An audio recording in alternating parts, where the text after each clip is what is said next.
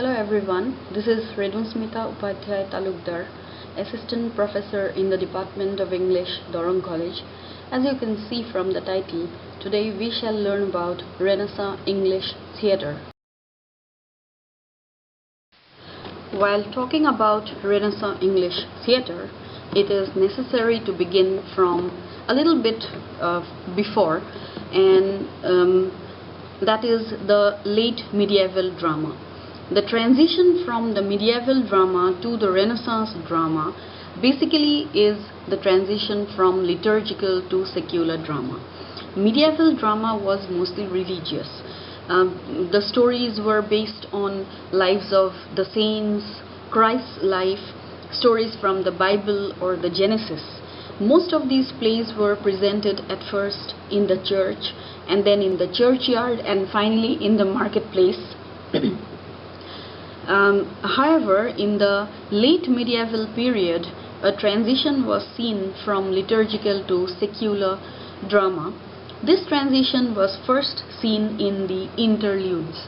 Interludes are a type of late medieval drama which are short stage entertainments where the transition from religious to secular and political themes is clearly seen. Most of these were farcical in nature and had witty dialogues. One of the most well-known of these plays was The Four Peepy by John Haywood. However, proper secular drama begins during the Renaissance, or rather the early Renaissance, with the revival of classical learning. There were a group of scholars called the Renaissance humanists who revived the knowledge of Greek language, discovered and disseminated a number of Greek manuscripts, and also added to the already available Latin texts. And in the discovery of these manuscripts, the English and other European scholars, they came into contact with ancient Greek and Latin classical drama and dramatists. Some of these have had a great influence on the development of Renaissance English drama. In tragedy, it was the Latin playwright Seneca, whereas in comedy, it was chiefly Plautus and Terence.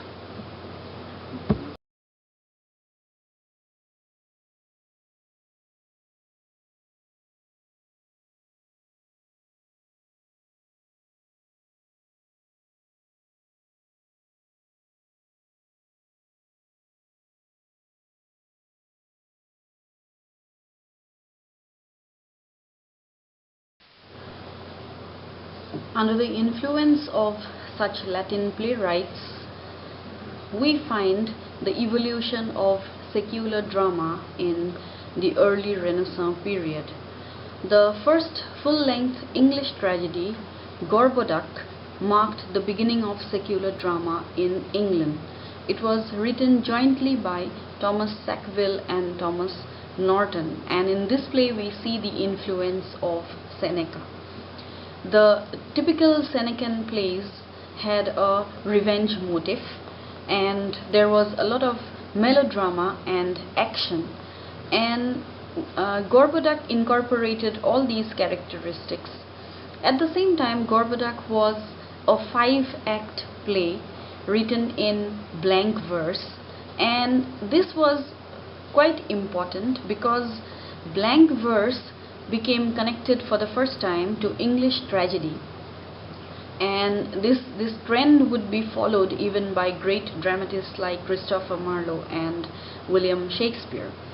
Gorboduc is also important because it marks the beginning of English tragedy. Before this, in English drama, there was no tragedy. In fact, the medieval plays, all kinds of the medieval plays like morality or miracle or mystery plays, had no tragic note whatsoever. On the other hand, comedy developed with the production of Ralph Roister Doister, written by a schoolmaster, Nicholas Udall, for a performance by his schoolboys. In this play, we see the influence of Plautus. There was also another comedy written called Gammer Gurton's Needle, And these comedies, they show the influence of Plautus or Terence. Now these first plays were written with the intention of a classical education under the humanist influence, and they were mostly performed in schools and universities like Oxford or Cambridge. Oxford was more interested in producing Latin plays of Seneca, however. With the progress of the 16th century, drama was professionalized, and all this while drama was private, but now there was also the emergence of public theatre. It was in such a scene that the university wits brought a radical change in the development of English drama. These university wits were a group of playwrights who were university graduates, and they instead of taking orders in church, they decided to become professional playwrights. These playwrights, they wrote not only for the private theatre but also for public theatre. So while there was a lot of action that the public theatre demanded, there was also poetry and literariness in their plays. So according to David Dages, these playwrights were the first ones who connected drama with literature. And another thing that they did was to create a congenial atmosphere for the growth and evolution of Shakespearean drama.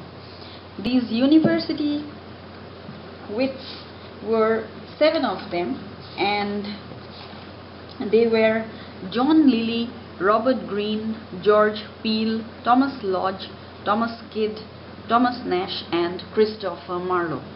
Among them, Robert Greene is considered to be the first playwright to set the trend for what is now called the romantic comedy, whereas Thomas Kyd set the trend for romantic tragedy. And among these university wits, the most famous is Christopher Marlowe.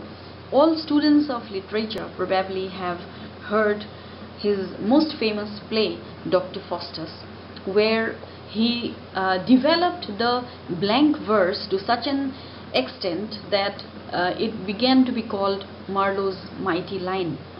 In fact, the university wits used blank verse, and especially Christopher Marlowe used blank verse in such a highly poetical way that after this, blank verse always began to be associated with English tragedy.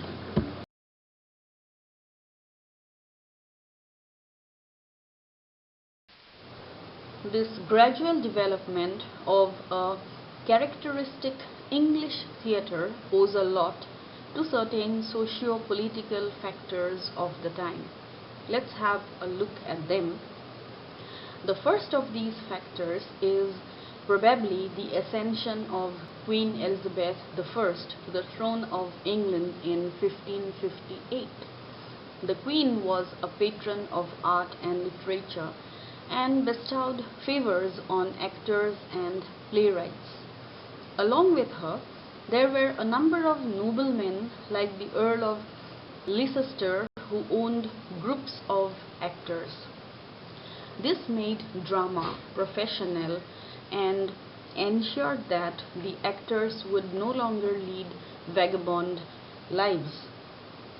In the early days of the Queen's rule, theatre was still chiefly private, in the sense that plays were presented to an elite audience at the Queen's Court, Inns of Court, or at the universities of Oxford and Cambridge, and also sometimes in the houses of noblemen.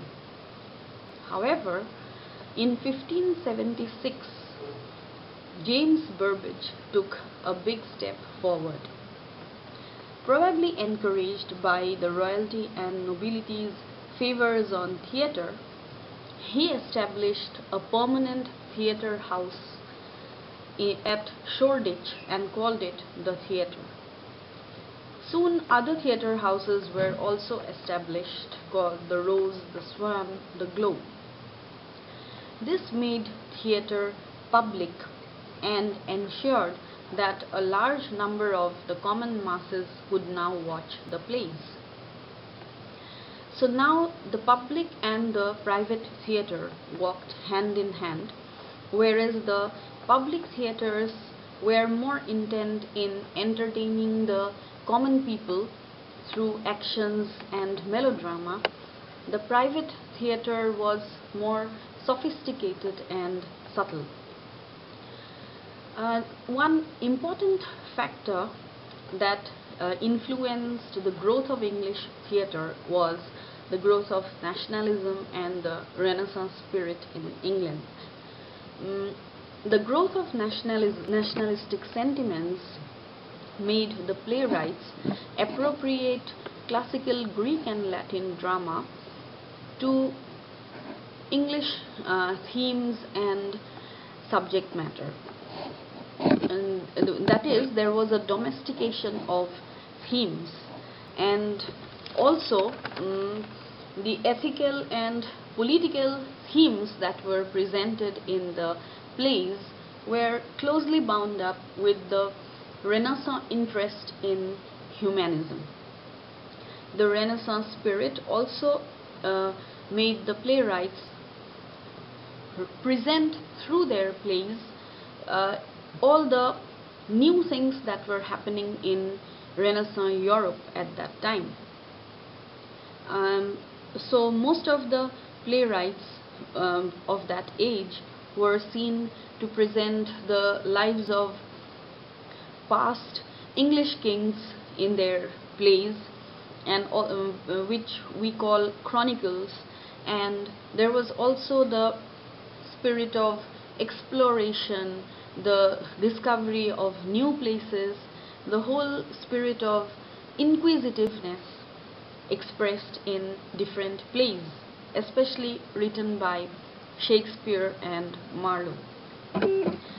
Thus, in the reign of Queen Elizabeth I, we see theatre establishing itself as a great new form of literature, and which has helped in the development of drama even in the later ages.